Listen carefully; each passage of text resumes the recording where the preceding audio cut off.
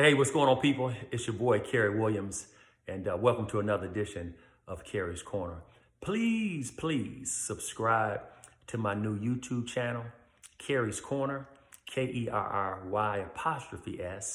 Corner is spelled with a K, Korner. And don't forget, Kerry with a capital K. So listen, today, I want to talk to you, primarily you ladies, in regards to the statement that you're waiting on your king. You're waiting on your king. And my first question would be, do you really know and understand what a king is? And more importantly, how a king carries himself? I'm reminded of Coming to America, and they're getting ready to come out with Coming to America 2. And I was just thinking about the movie. I was thinking about the fact of how Hakeem left his country where he was a king, getting ready to get married to someone that was chosen for him. And when he met her, it was like, I've been waiting on you and preparing myself for you, my king. And so he just started asking her some basic questions. And y'all know the response, whatever you like. Whatever you like. And so Hakeem made a decision that he didn't want a puppet, that he wanted to go out and come to America to find himself a queen.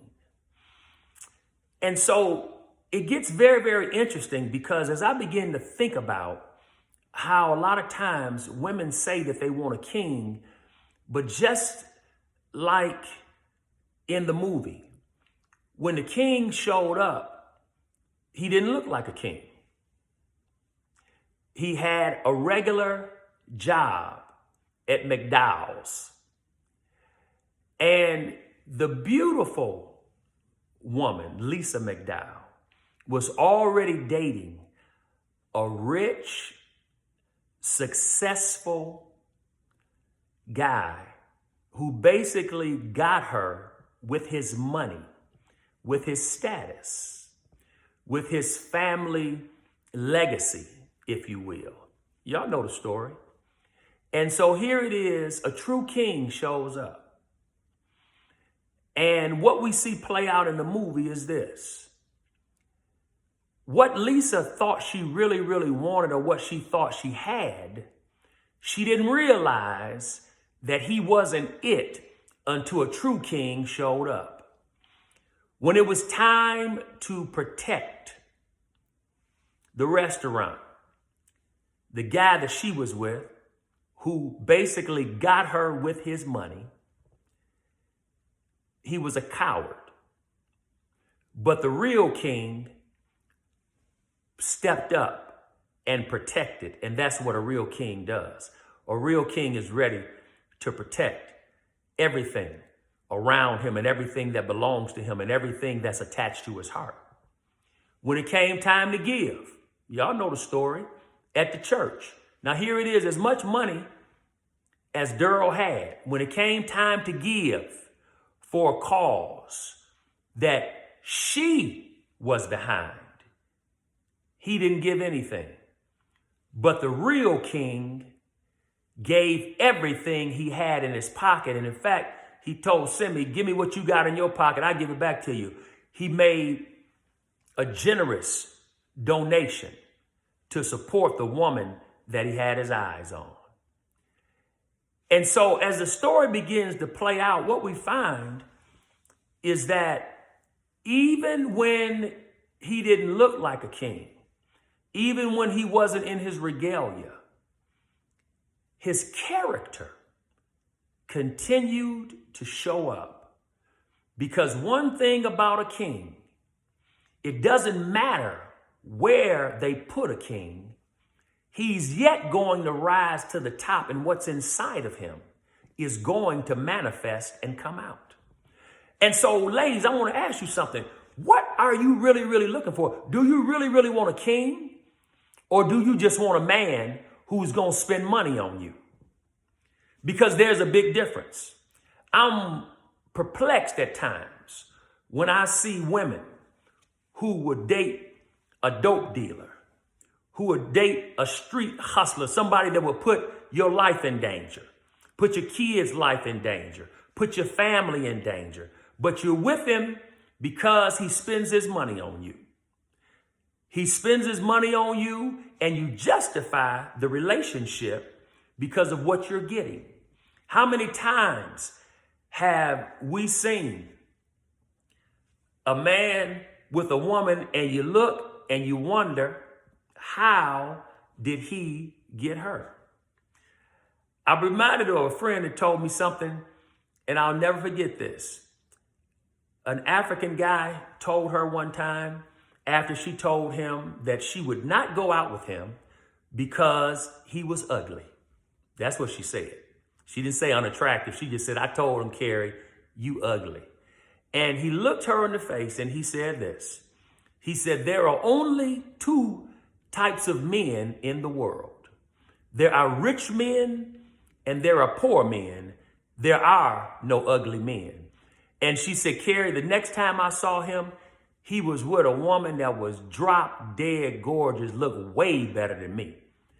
And there's a lesson to be learned, because a lot of times it seems as though there are some who choose just based off of what a man has or what he is willing to give you. But he's not a real king. He's not a real king. And then the king shows up.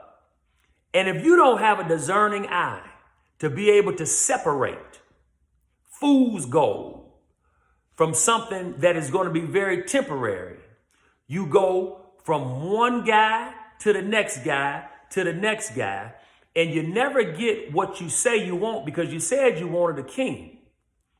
Do you really want a king? Do you really know what a king looks like when it comes to his character? Do you really know what a king sounds like when it comes to his values, his morals, his convictions, his purpose, and his mission for his life? Are you asking the right questions, ladies?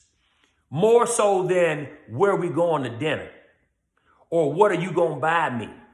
Or I want this or I want that. Is that what you're judging a man by? His willingness to go in his pocket and pay for things that some of you can't afford? I mean, I really want to know. And I absolutely want your feedback. Now, I don't want to hear the feedback that, oh, that's not me. Then if it's not you, I'm not talking to you. But I know I'm talking to a whole lot of women who have said that you want a king, but you can't seem to find one. My question to you is, do you really, really know what a king looks like? That's the question. And I challenge you to reassess and to reevaluate what you are expecting in a man, in a king. Do you know him? Do you recognize him? Have you been in the presence of a king and you treated him like a pauper? And have you been in the presence of a pauper who had a pocket full of money and treated him like a king only to find out that he was a pauper? It's a big difference. Your value system determines who you will end up with. What do you really value? If you put your value on just resources, you will always end up with someone who may have money, but they don't have a mission and they don't have character. They don't have kingly character. It's a big difference. Talk back to me. This is probably just part one. I got so much that I really want to say, but I just want to open it up right here because I want to get some feedback from you ladies. Give me 3 characteristics of the king in a man that you are waiting for. And I'm going to get your responses and we're going to talk about it because I'm going to be going live real soon. Till the next time, this your boy, Kerry Williams. Do you really want a king? I'm going to see what you're talking about.